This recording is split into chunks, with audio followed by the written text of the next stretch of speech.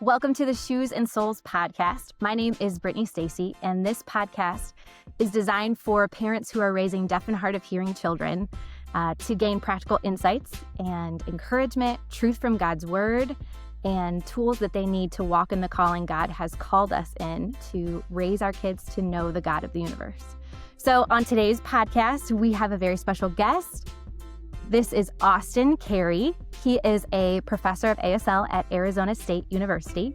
He has a master's in higher education leadership and student development. He also serves at his local deaf church in a variety of roles, including worship leading, supporting the church in ASL translation, and he's also working on developing a program for deaf children as well, leaning on his experience as a deaf youth. He's passionate about improving the health of deaf church, not only in his area, but in our country and even worldwide as the opportunity presents itself. Most importantly, Austin is a committed husband and father to two, and he loves spending time with his family.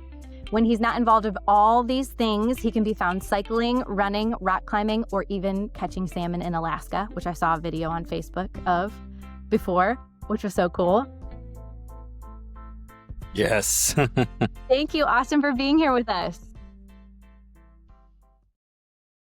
Well, thank you for having me here. I've been looking forward to doing this podcast and really sharing his story through my life and my experiences growing up. So I'm really excited to be able to share today. Yes, thank you so much. So before we jump into our questions, I just want to give a little orientation to the many screens that you see. So I will be speaking. Becky will be interpreting for me. So everything I say, she is turning into ASL on her hands. And Austin will be signing his answers. And then Daniel will be voicing or speaking what he's saying in ASL in English. So that's kind of the setup for how we have it here.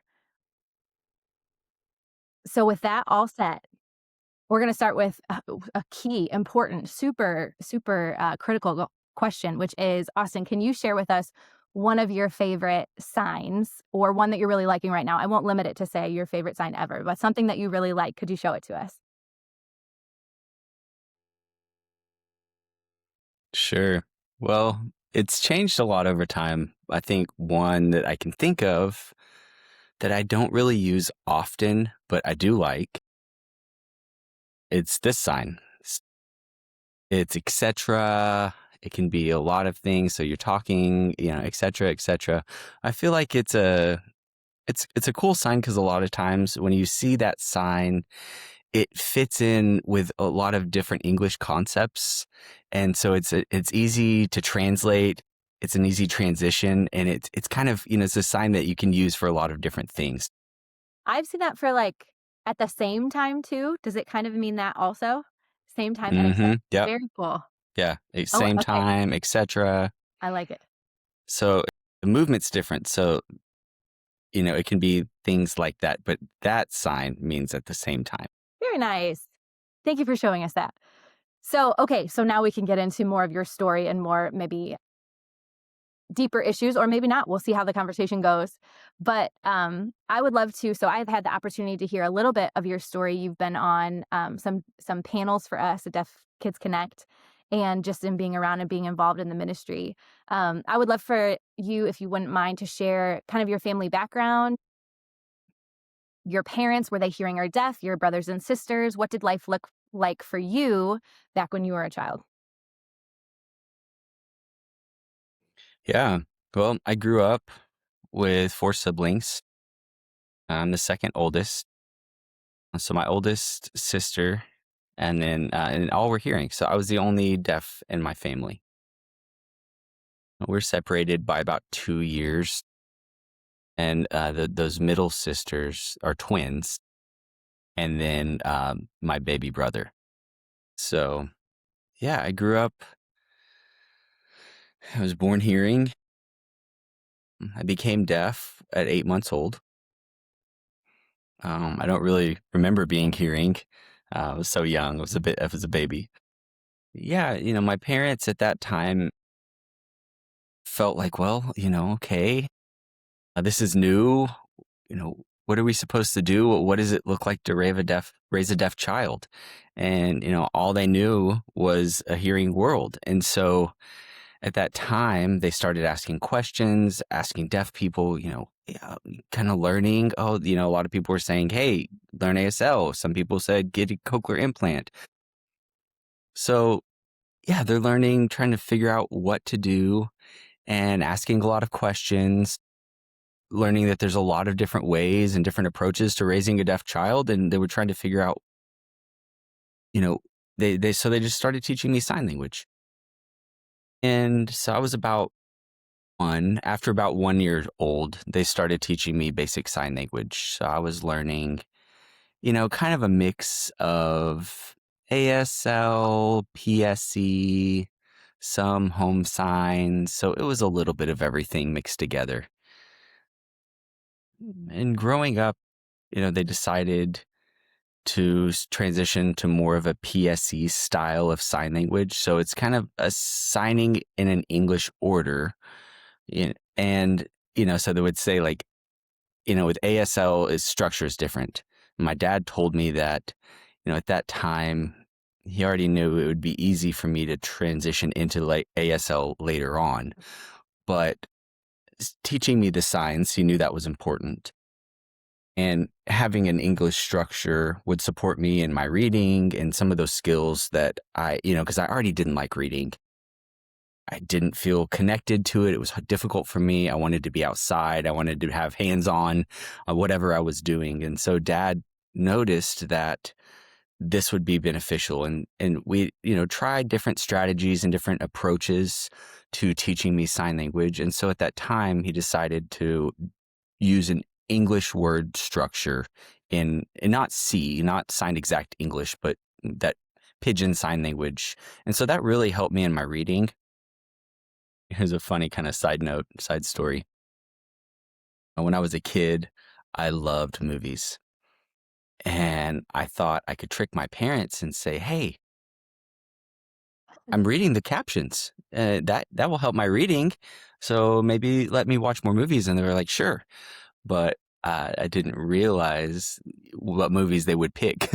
And so they were picking movies like Pride and Prejudice and all of these different movies that, had a lot of big words, a lot of, heavy English conversations, not cartoons and stuff like that. I watched some cartoons, but I was trying to get away with watching more movies and tricking them. But they ended up using that to really help me hone my English skills. So growing up, it really helped me a lot in my ability to read and progress with that foundation. I was gonna ask you about home signs before you get further into your journey. Can you explain Yeah, a little bit more what is home signs? How does that work? Is that another language? Where did that come from? Can you tell us about that? sure. Yeah, that's a great question. Home signs can mean how, we could sign this word lame, you know, and that, like, when we're teenagers, you older kids say, "Oh, that's so lame," and you don't want to spell the word lame, so you just create a sign for it, and that's, So for example, "Oh, that's lame." We use that sign. That's one I can think of. That would be a home sign. But the things that maybe we don't have a sign. Maybe we use these at home that just helps in our conversation, get our point across at home with each other. They're not really signs that are known. It's not ASL. It's not an official sign. But maybe you look and you say, well, I don't really know a sign or they don't have a sign, but I want to use that word or that idea, that concept. So you just create a sign for it. And I wouldn't use those signs with other deaf people. So that's just, us at home. Other people aren't going to know or understand those signs. So that's kind of the concept of home signs and what it looks like. I mean, it could be something really basic, maybe more like it's not ASL. It's not anything about real sign language, but everyone understands. And so that's something that you use in your home environment.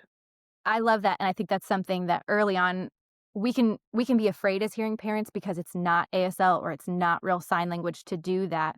And it's really similar, I think, as it Hmm. relates to hearing homes. You have a name for the neighbor. He's strange Tom or whatever it is. It's kind of known amongst your family, Right. kind of inside reference point, a point to go back to continue the conversation, to understand each other. So I love that explanation. That's Right. Yeah. helpful. What's really helpful to know, growing up with four siblings, all similar ages, when you come of that age where you can start talking, that those young ages can be a little bit challenging. For me, growing up, it was that way. I had friends that would come over and everyone's talking and I would feel lost and they're laughing. And I was like, well, I want to join in, but I felt left out. I wanted to be involved. And so I would pretend to laugh with them because I wanted to be a part of the group, part of the conversation. And after my friends would leave, I would always be really sad. I got down. I felt like that whole time I was clueless as to what was really going on, those conversations that were happening. It was almost like my battery was just completely drained. And so I would feel like I was at 0%, maybe 1% battery left. I was trying to function at home. And, my mom noticed these things and she would always try to come and talk to me, engage with me, try to help me find some solutions to those obstacles.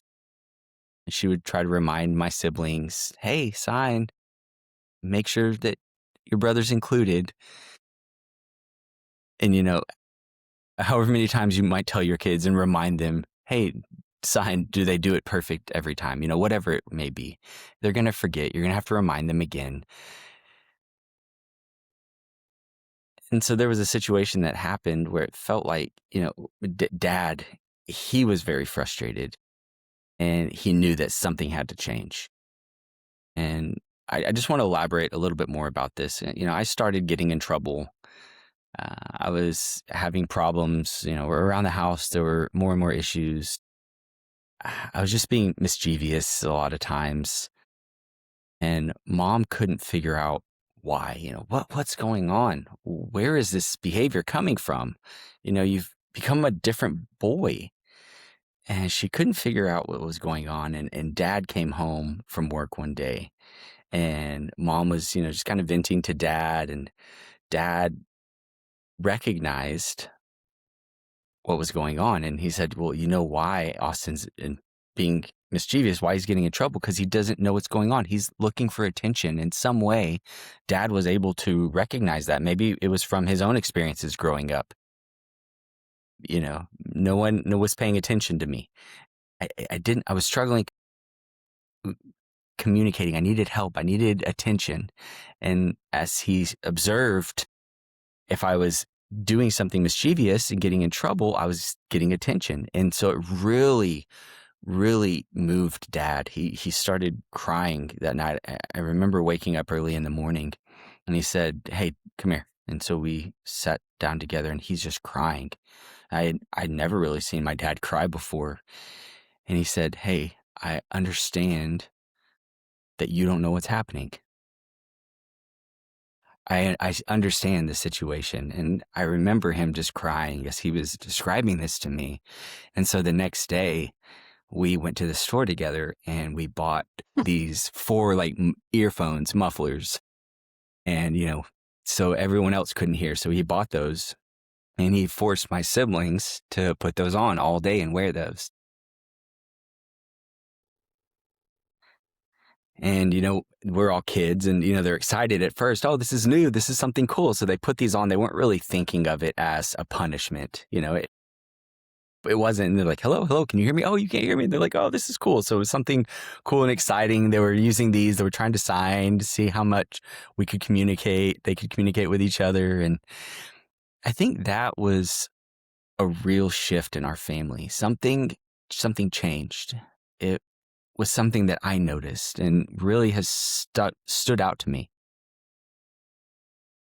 I felt included. They were including me more often. And, of course, I still felt forgotten at times, but that was a moment where something shifted in the family.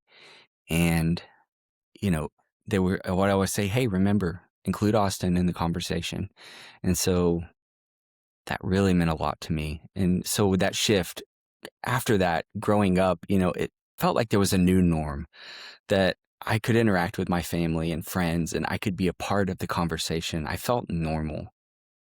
And so as I got older, I began to realize, wow, this is really rare that this would happen. I'm one of the smallest groups of deaf that have parents that are really willing to get involved, to roll up their sleeves, to include me in life, and to have me be a part of the environment. Wow. It Looking back on that, I'm so thankful. It really touches my heart. That some of those memories growing up, remembering as a young kid, you don't always remember or realize how blessed you are as you get older, but that's a moment for me that really reminds me of how blessed I am. That's incredible leadership and initiative by your dad. I can relate on the parent side of feeling that grief and frustration of, you're right, kids are kids. They can have good intention and they just get far down the road and they're excited and whatever happens, and feeling that kind of exasperation of how do we connect here and make sure Austin is included. And for him to do that, such a visual gesture too, to have them put those on and to see what it's like, that's it's an incredible story. I think that even if, which I know a little of your story, even if your parents weren't perfect, because none of us are the rest of the way, that was like a turning point, like you said, that really showed you are important and we're going to do our best to show you that value. That's amazing. Thank you so much for sharing that. I also know sports, and like you said, you would rather go outside and play than read or maybe watch Pride and Prejudice too. Maybe you'd rather go outside and play than that too. But sports and Yeah. activity and being outside was always something that you really loved. And that's something, us as hearing parents, how can we provide that for our kids if there aren't interpreters, or there can be some, I don't know if self-consciousness is the right word, but fear, I guess, around putting our kid in a sport environment where they won't hear the ref whistle or they don't understand what's going on. And even if we could go out and explain it, it's this awkwardness of, should we run out there and explain it? What could you share, even what you remember about maybe a couple different sports that you were a part of? How did that work functionally for you? Was there something, did you have a coach that really helped, your parents, your siblings or friends? What did that look like?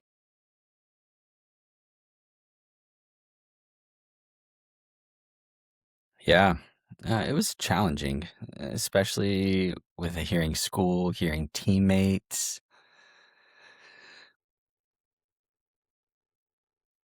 I remember maybe, I don't know, I was pretty young age, going to basketball practice and learning how basketball worked.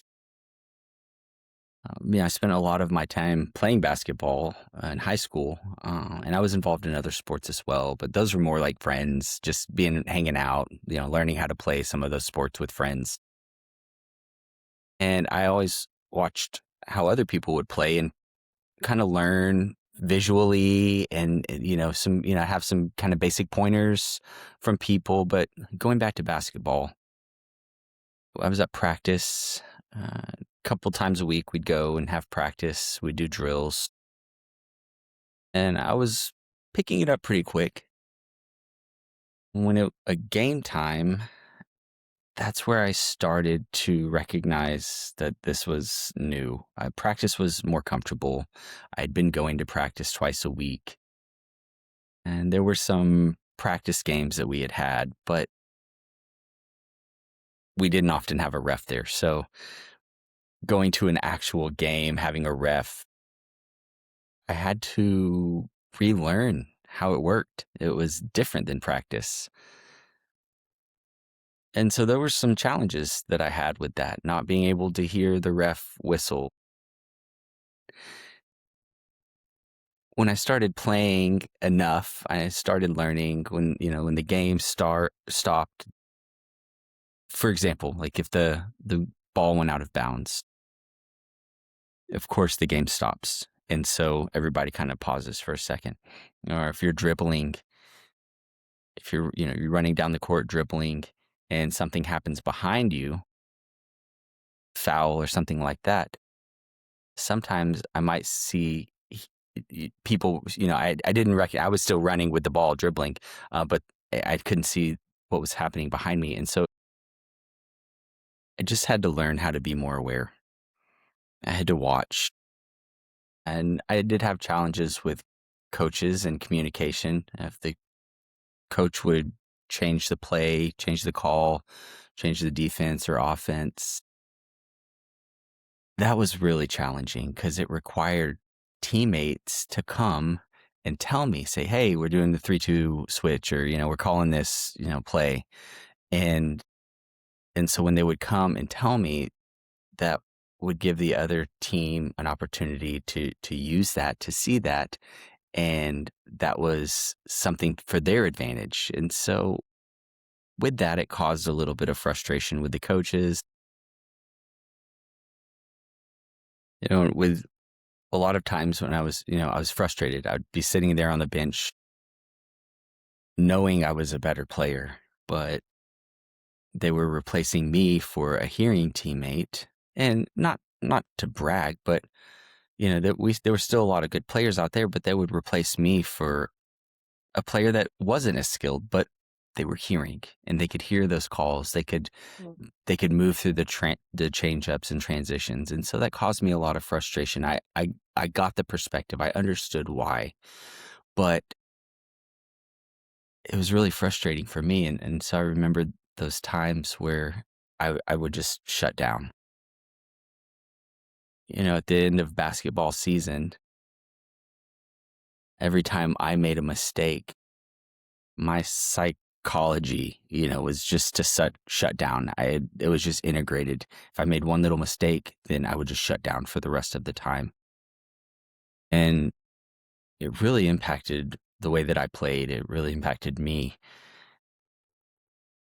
And so it took me a while to get back from that, to just say, hey, it's okay. I made a mistake. I can keep moving. I can keep going. And so at that time, things like that were really hard. I appreciate so much your openness about the difficulty of it, because I think that's something that we see, or I guess myself as a hearing parent, that I see, and it's not something that we can really avoid in a lot of ways. Like, that's a lot of just the reality of the situation. It's helpful even thinking about, how you process, how, like, the shutting down and what that had to do for you, that you needed to do that in order to cope and then to come back.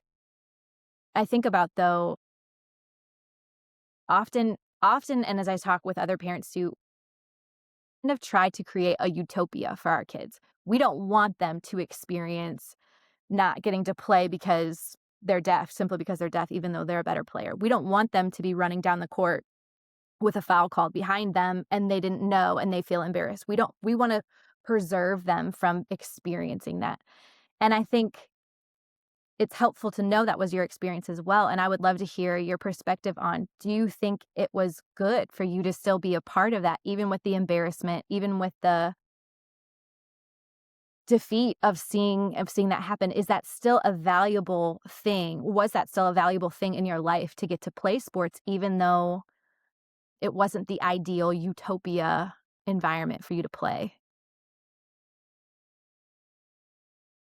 Yeah, that's a good point. If I had to do it again, would I still do it? And I would say yes. It was hard. I felt like I was suffering. I had to go through a lot of terrible things. But looking back, through my life,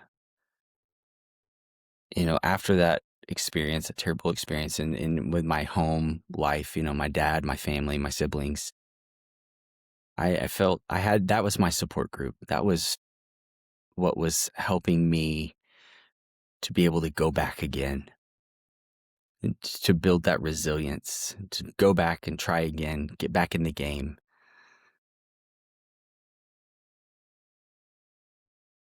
And it also helped me prepare myself for later on in life. The frustrations that were going to come, saying, oh, this is familiar. This is an experience I've had before. It's okay. I can just keep moving forward. And growing up without that support group at home, friends, family, whatever it might be, I think that there would be a higher chance that it would have impacted my life differently. Maybe any mistake I made, I would just shut down. I'm not going to try anything again. I'm not going to do this ever again. But I think because of the support group that I had at home, helped me build that resilience to say, hey, it's okay. I made a mistake. I can keep going. I can move forward. So I think it is important to have the support, especially for those deaf, if you have a deaf child, to say, yeah, I know that it's hard. I see that you're in these hard situations. Deaf kids, they experience a lot of hard things, a lot of hardships, but, that's life. Life is hard. And so I think it's more of just saying, hey, this is part of life. And once you finish the game, come to me, come to your family. Let's talk about these things. We're here for you. We're here to support you and encourage you. And I think that helps kids build that confidence and resilience to be able to just keep going. That's so encouraging because I think we can be so hard on ourselves. Well, and I'll even say, I think a lot, I get the privilege to see a lot of families who are really making efforts for their kids. And they're grieved by going to even, extended family events or going to sporting events or going to brother, sister school events and it being a tough environment for them, and myself included. And then to recognize that, yes, it's hard and it's going to be something difficult they have to work through, but we can put our efforts into how can our home be that safe place, that supportive place. And your story, I think, exemplifies that we can have an impact in a positive way by being that place at home, being that encouragement. I think that's so helpful. Thank you for sharing that. Yeah. Sometimes it feels like, well, I don't want them to have a bad experience. And so I'll just keep them home. I'll keep them safe, keep them happy. And we don't realize that later on in life is going to get hard, but a lot of times it will be worse for them. And, if you're used to life kind of being in this bubble, then it's going to be hard. And I understand it is hard for us to see our kids going through these difficult times. And, the positive, it is positive for them to experience hardship early on and to say, hey, I'm here for you. I'm supporting you, and we can do this. Yeah, that's so good. It's so, I think even too, when you have a child who is born deaf or very young deaf, even like yourself, 8 months, we have to make all these decisions and we become, I often describe it as like we take God's throne where we have to make decisions about speech therapy or language or technology or school or, family dynamics. And we have to really, how can you be a roll up your sleeve parent and at the same time let your child walk into hardship? That's like, it's a hard tension of figuring out. And so we have to, at the same time, we're advocates and we're all in. And we also have to learn how to, as they get older, let them experience hard things and trusting God with that.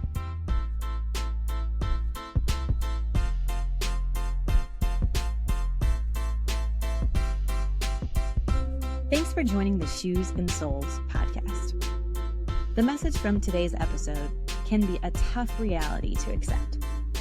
We as parents don't want to think about the future struggles our children will face. But I'm so thankful for the encouragement Austin shares, especially for us as hearing parents. Keep going. Hardships are not something to be avoided. Embrace the challenges and trust God's plan. In part 2, Austin will share his personal testimony. How growing up, he struggled accepting being deaf, but ultimately, how God brought him to a place of full surrender and acceptance. See you next time.